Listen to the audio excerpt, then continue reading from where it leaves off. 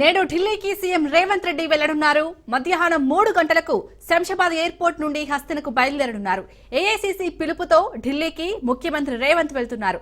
రేవంత్ ఢిల్లీ పర్యటనలో భాగంగా మంత్రివర్గ విస్తరణపై అధిష్టానం సీఎం మధ్య చర్చ అంటూ ప్రస్తుతం జోరుగా ప్రచారం జరుగుతుంది. ఇక రేవంత్ ఢిల్లీ టూర్ పై రాజకీయ వర్గాల్లో ఆసక్తి అండ్ ఉత్కంఠ నెలకొంది.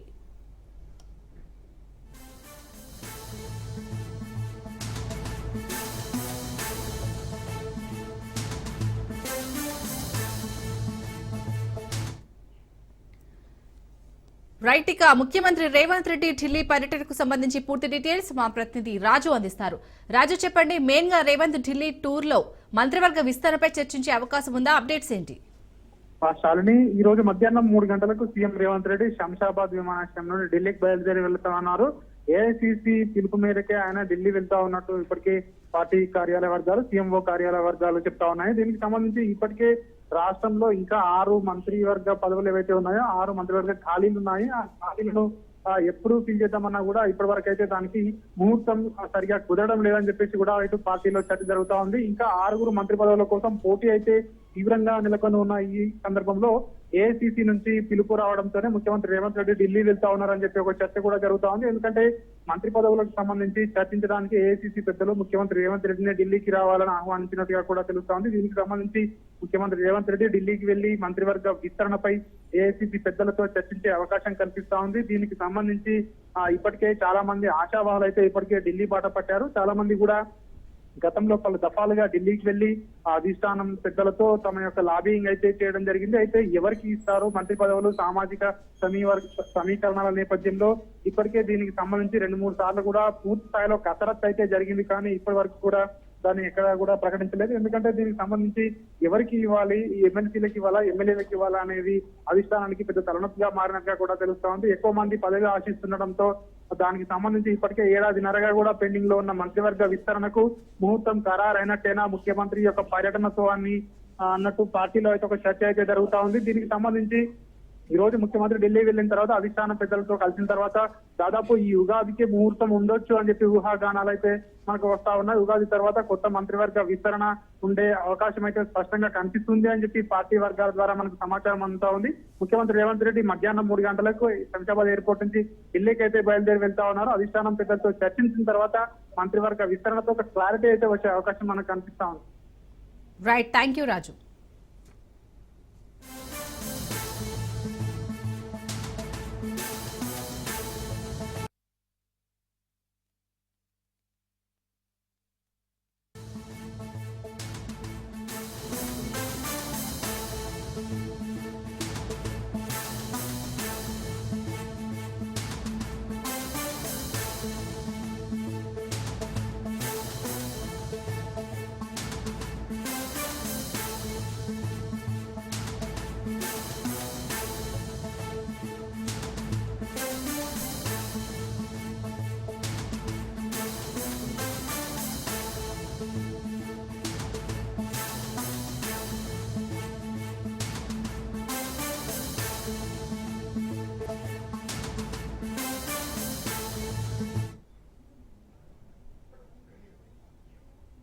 హైదరాబాద్ కోటి హెల్త్ కమిషన్ ఆఫీస్ ఎదుట ఉద్రిక్తత నెలకొంది. హెల్త్ కమిషన్ ఆఫీస్ ముట్టడికి ఆశా వర్కర్లు యత్నించారు. దీంతో పోలీసులు ఆశా వర్కర్లను అడ్డుకున్నారు. తమకు నెలకు 18,000 వేతనం ఇవ్వాలని ఆశా వర్కర్లు డిమాండ్ చేస్తున్నారు. 50 లక్షల ఇన్సూరెన్స్, మట్టి ఖర్చులు, ప్రమోషన్లు, ఈఎస్ఐ, పీఎఫ్, ఉద్యోగ భద్రత, రిటైర్మెంట్ బెనిఫిట్స్, పెన్షన్ సౌకర్యాలు కల్పించాలని ఆశా వర్కర్లు కోరుతున్నారు. అసెంబ్లీ బడ్జెట్ సమావేశాల్లో రాష్ట్ర ప్రభుత్వం ఈ నిర్ణయం తీసుకోవాలంటున్నారు. ఇక హెల్త్ కమిషనర్ ఆఫీస్ ముట్టడికి వచ్చిన ఆశా వర్కర్లను పోలీసులు అడ్డుకొని పలువురిని అదుపులోకి తీసుకున్నారు.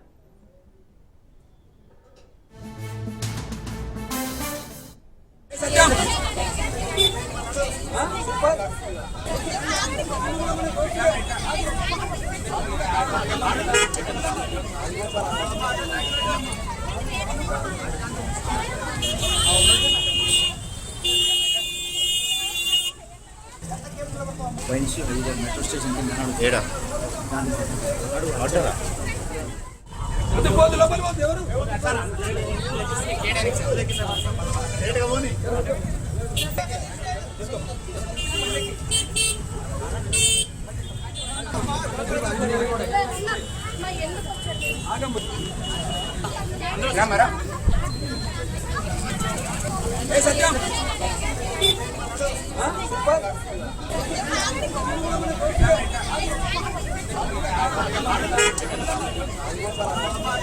పెట్టరా మీరు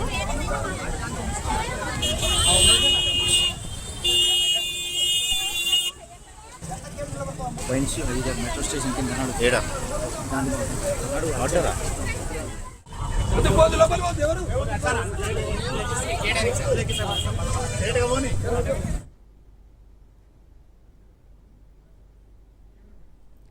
హైదరాబాద్ కోటి హెల్త్ కమిషనర్ ఆఫీస్ ఎదుట ఉద్రిక్తత నెలకొంది. హెల్త్ కమిషన్ ఆఫీస్ ముట్టడికి ఆశా వర్కర్లు యత్నించారు. దీంతో పోలీసులు ఆశా వర్కర్లను అడ్డుకున్నారు. తమకు నెలకు 18,000 వేతనం ఇవ్వాలని ఆశా వర్కర్లు డిమాండ్ చేస్తున్నారు. 50 లక్షల ఇన్సూరెన్స్, మట్టి ఖర్చులు, ప్రమోషన్లు, ఈఎస్ఐ, పీఎఫ్, ఉద్యోగ భద్రత, రిటైర్మెంట్ బెనిఫిట్స్, పెన్షన్ సౌకర్యాలు కల్పించాలని ఆశాలు కోరుతున్నారు. అసెంబ్లీ బడ్జెట్ సమావేశాల్లో రాష్ట్ర ప్రభుత్వం ఈ నిర్ణయం తీసుకోవాలంటున్నారు. ఇక హెల్త్ కమిషనర్ ఆఫీస్ ముట్టడికి వచ్చిన ఆశా వర్కర్లను పోలీసులు అడ్డుకొని పలువురిని అదుపులోకి తీసుకున్నారు.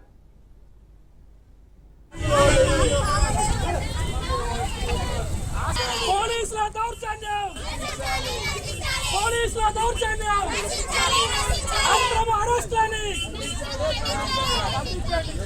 అక్రమ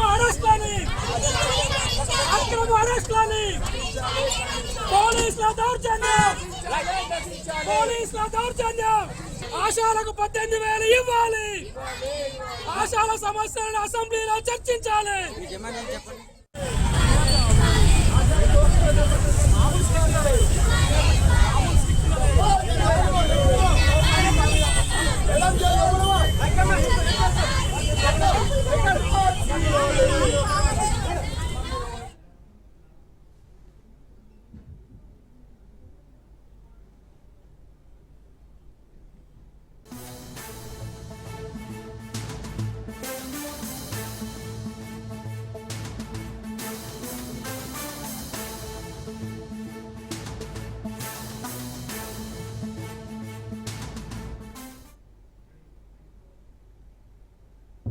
హైదరాబాద్ అమీర్పేట్లో భారీ పేలుడు సంభవించింది.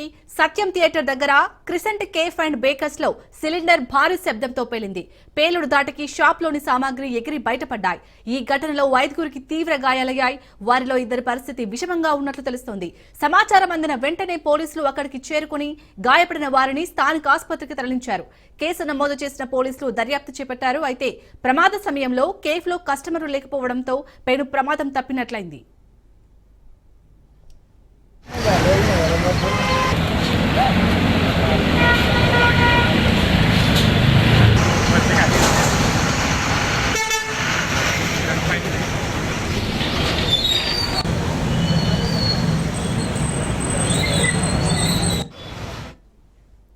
హైదరాబాద్ అమీర్పేట్లో భారీ పేలుడు సంభవించింది. సత్యం థియేటర్ దగ్గర క్రిసెంట్ కేఫ్ అండ్ బేకర్స్ లో సిలిండర్ భారీ శబ్దంతో పేలింది. పేలుడు ధాటికి షాప్లోని సామాగ్రి ఎగిరి బయటపడ్డాయి. ఈ ఘటనలో 5గురికి తీవ్ర గాయాలయ్యాయి. వారిలో 2 పరిస్థితి విషమంగా ఉన్నట్లు తెలుస్తోంది. సమాచారం అందిన వెంటనే పోలీసులు అక్కడికి చేరుకుని గాయపడిన వారిని స్థానిక ఆసుపత్రికి తరలించారు. కేసు నమోదు చేసిన పోలీసులు దర్యాప్తు చేపట్టారు. అయితే ప్రమాద సమయంలో కేఫ్ లో కస్టమర్లు లేకపోవడంతో పెను ప్రమాదం తప్పినట్లయింది.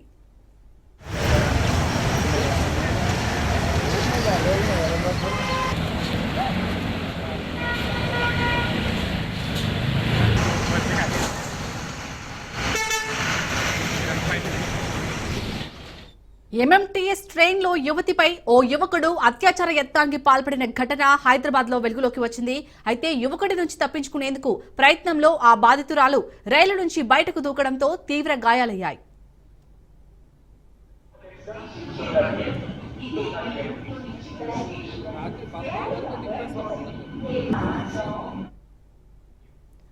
అనంతపురం జిల్లాకు చెందిన యువతి మేడ్చల్లో ఓ ప్రైవేట్ సంస్థలో ఉద్యోగం చేస్తోంది.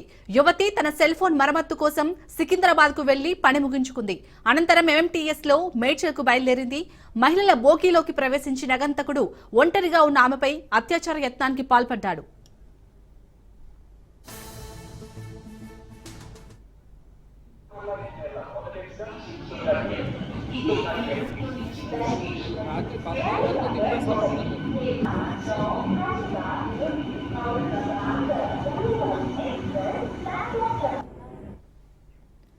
కోంపల్లి సమీప ప్రాంతంలోని రైలు బ్రిడ్జి వద్ద కింద పడి గాయపడిన ఆమెను గాంధీ ఆసుపత్రికి తరలించారు. పోలీసులు కేసు దర్యాప్తు చేస్తున్నారు. సికింద్రాబాద్ నుంచి మేడ్చల్ వెళ్తున్న ఎంఎంటీఎస్ ట్రైన్ లో ఈ ఘటన చోటు చేసుకుంది. Arriving at Hyderabad.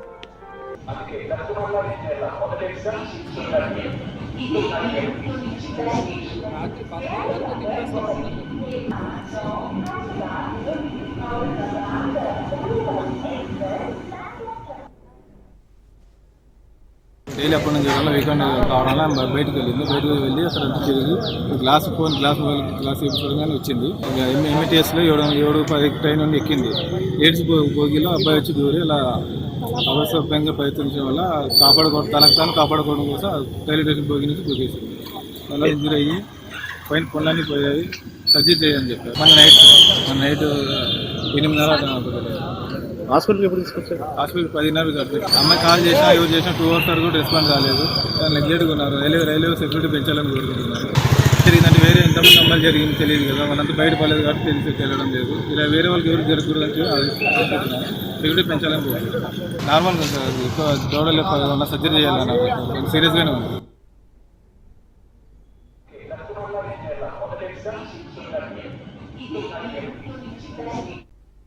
పదో తరగతి తెలుగు పేపర్ లీక్ రాష్ట్ర వ్యాప్తంగా కలకలం రేపింది. పేపర్ లీక్ వ్యవహారంపై ఉన్నతాధికారులు సీరియస్ అయ్యారు. నల్గొండ జిల్లా నకిరేకల్లో 10th తెలుగు పేపర్ లీక్ కేసులో అధికారులు దర్యాప్తులో వేగం పెంచారు. 12 మందిపై కేసు నమోదు చేసిన పోలీసులు 6 నిందితులను అదుపులోకి తీసుకున్నారు. నిందితుల్లో డిబారైన విద్యార్థిని పేరును కూడా చేశారు. అదేవిధంగా ప్రశ్నాపత్రం బయటకు రావడానికి ఓ విద్యార్థిని ఆరోపిస్తూ డిబార్ చేశారు. ఈ క్రమంలోనే డిబారైన విద్యార్థిని ఝాన్సీ లక్ష్మి తాజాగా స్పందించారు. పేపర్ లీక్ పై తనకు ఏ పాపం తెలియదని స్పష్టం చేశారు. ఆకతాయిలు వచ్చి కిటికీ దగ్గర ఎగ్జామ్ రాస్తున్న పేపర్ చూపించు, లేదంటే రాయితో కొడతానంటూ బెదిరించి క్వశ్చన్ పేపర్ ఫోటో తీసుకున్నారని తెలిపారు. ఆ సమయంలో తనకు భయం వేసింది. ఏం చేయాలో అర్థం కాక పేపర్ చూపించారని చెప్పారు. ఇందులో తన ప్రమేయం ఏమీ లేదని, దయచేసి తన డిబార్ను రద్దు చేయాలని అధికారులను కోరారు. ఎవరో చేసిన దానికి నన్ను బలి చేశారు, దయచేసి పరీక్ష రాసే అవకాశం కల్పించాలని అధికారులను వేడుకున్నారు. ఎగ్జామ్ రాయనీయకపోతే నాకు చావే శరణ్యమంటూ విద్యార్థిని ఝాన్సీ లక్ష్మి ఆవేదన వ్యక్తం చేసింది.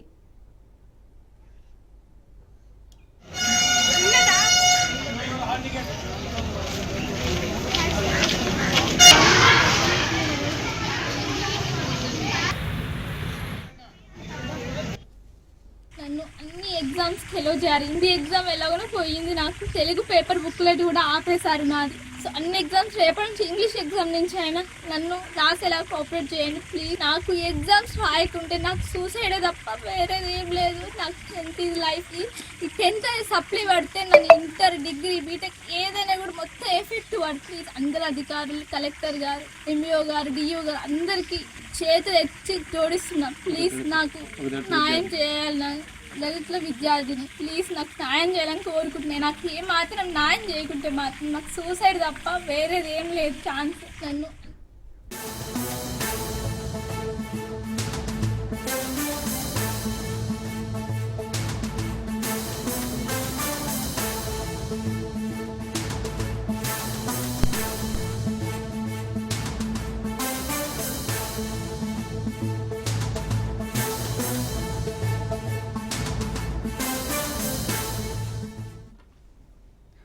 యాంకర్ శ్యామల పంజగుట్ట పిఎస్ లోనే ఉన్నారు.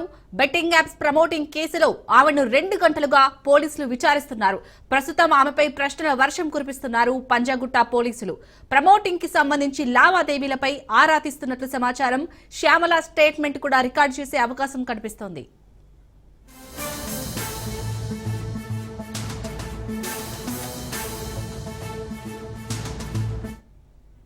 ఇక తనపై నమోదైన ఎఫ్ఐఆర్ ను కొట్టివేయాలని యాంకర్ శ్యామల ఇప్పటికే హైకోర్టును ఆశ్రయించగా అరెస్టు చేయొద్దని న్యాయస్థానం ఆదేశించింది. అయితే విచారణకు సహకరించాలని శ్యామలకు హైకోర్టు సూచించింది. ఈ నేపథ్యంలోనే యాంకర్ శ్యామల విచారణకు హాజరయ్యారు.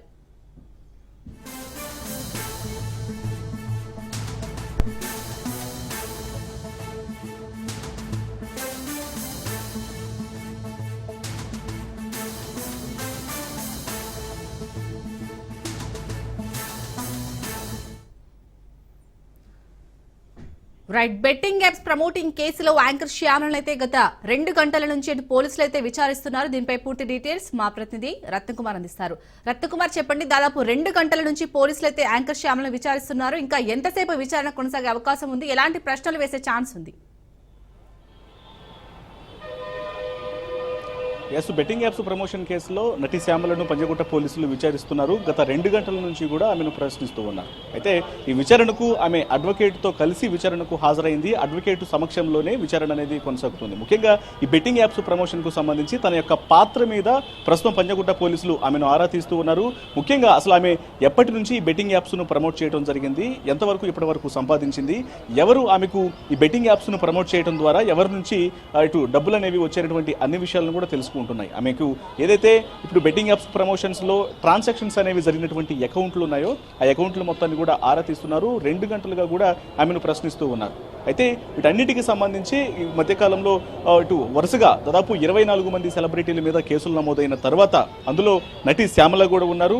నటి శ్యామల తన మీద ఎప్పుడైతే పంజగుట్ట పోలీసులు కేసు నమోదు చేసినటువంటి విషయం తెలుసుకున్న తర్వాత ఆమెకు నోటీసులు రాగానే ఇమీడియట్ గా పంజగుట్ట పోలీసులు ఎదుట విచారణకు హాజరు కాకుండా మొదట హైకోర్టును ఆశ్రయించింది.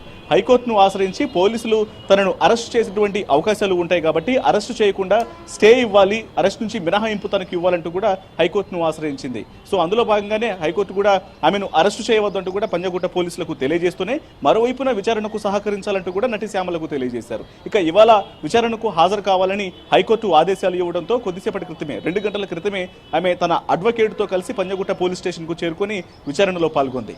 ఇక ఈ విచారణలో ముఖ్యంగా తను అంటే ఒక బెట్టింగ్ యాప్ను అనేక మంది సెలబ్రిటీలతో కలిసి తను ప్రమోట్ చేసింది కాబట్టి తనతో పాటు ఎవరెవరు యొక్క ప్రమోషన్స్ చేయడం జరిగింది, ఎవరితో ఇంక్లూడ్ అయ్యి ఆమె ప్రమోషన్స్ చేశారన్నటువంటి అన్ని అంశాలను కూడా ప్రస్తుతం పోలీసులు ఆరా తీస్తున్నారు.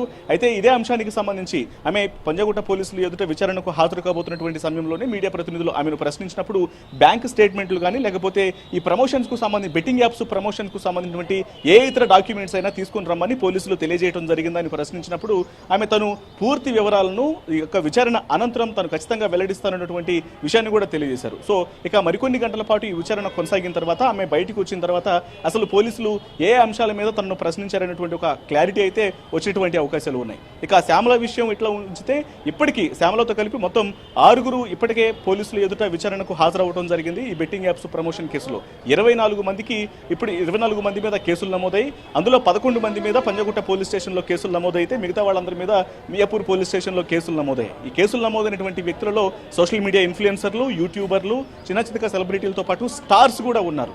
సో వీళ్ళందరూ కూడా ఇప్పటికే పోలీసులు నోటీసులు ఇచ్చి విచారణకు హాజరు కావాలని తెలియజేసినటువంటి పరిస్థితి ఉంది.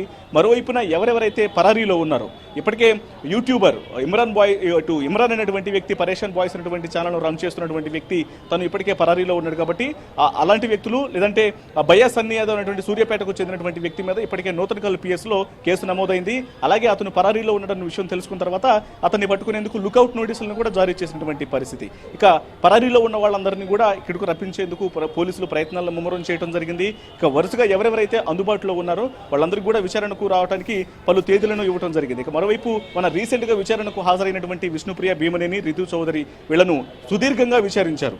ఒకరిని విష్ణుప్రియ భీమనేని 10 గంటల పాటు విచారిస్తే రితు చౌదరిని 6 గంటల పాటు విచారణ చేయడం జరిగింది.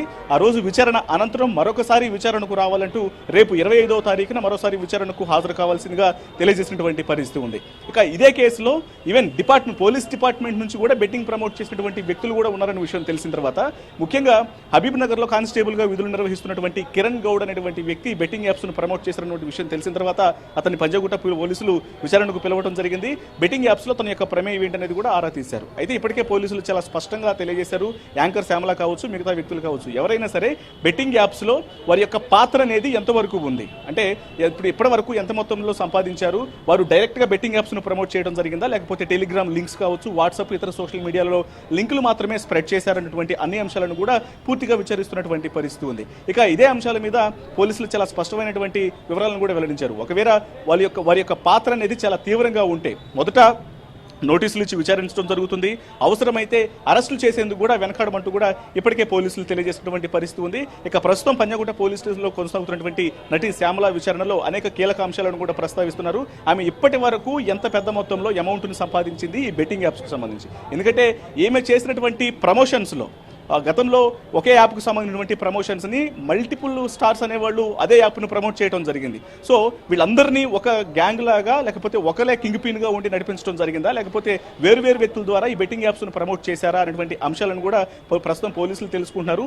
ఎంత పెద్ద మొత్తంలో ఈమె సంపాదించడం జరిగింది ఈ బెట్టింగ్ యాప్స్ను ప్రమోట్ చేయడం ద్వారా, ఎంతకాలం పాటు ప్రమోషన్స్లో ఈ బెట్టింగ్ యాప్స్ను ప్రమోట్ చేసినటువంటి అన్ని అంశాలను కూడా ఈ యొక్క విచారణలో కూపిలాగుతున్నటువంటి పరిస్థితి కనిపిస్తోంది. Right, thank you Ratnakumar.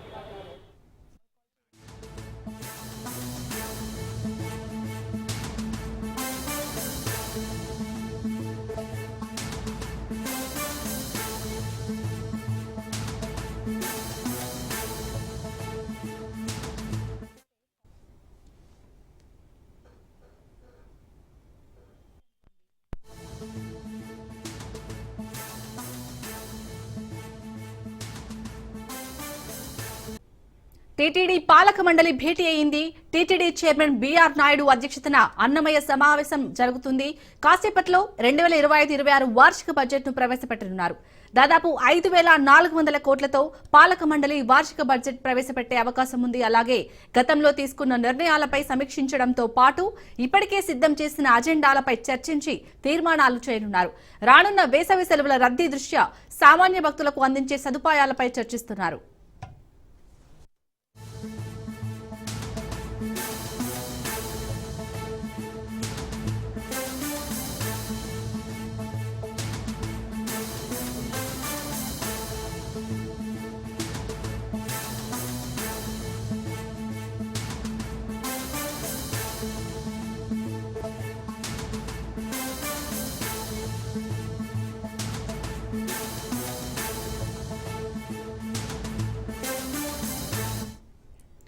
TTD పాలక మండలి భేటీ అయింది.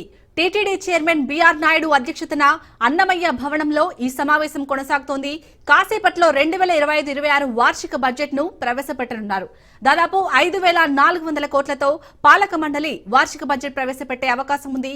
అలాగే గతంలో తీసుకున్న నిర్ణయాలపై సమీక్షించడంతో పాటు ఇప్పటికే సిద్ధం చేసిన అజెండాలపై చర్చించి తీర్మానాలు చేయనున్నారు.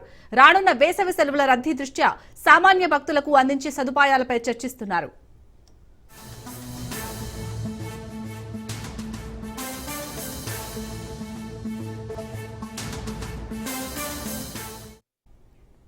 రైట్, ఇక టీటీడీ పాలక మండలి సమావేశానికి సంబంధించి పూర్తి డీటెయిల్స్ మా ప్రతినిధి సురేష్ అందిస్తారు. సురేష్, తిరుపతి దేవస్థానం పాలక మండలి సమావేశం కాసేపటి క్రితమే ప్రారంభమైంది. పూర్తిగా 2025-26 వార్షిక బడ్జెట్ ని ఆమోదించబోతున్నారు.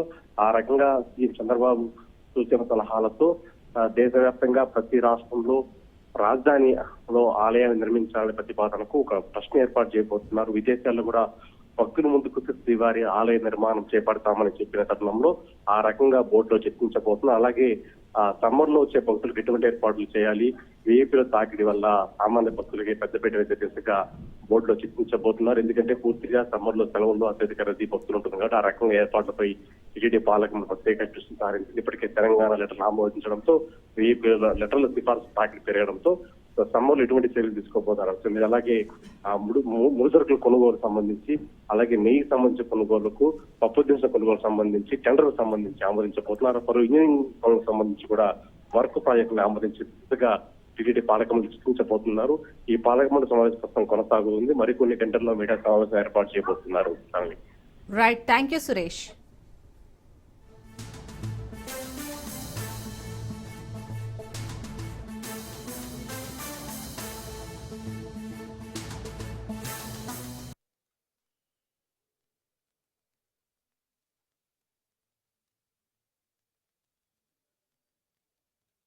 కడప జిల్లాలో మాజీ సీఎం వైసీపీ అధినేత జగన్ పర్యటిస్తున్నారు. లైవ్ లో చూద్దాం.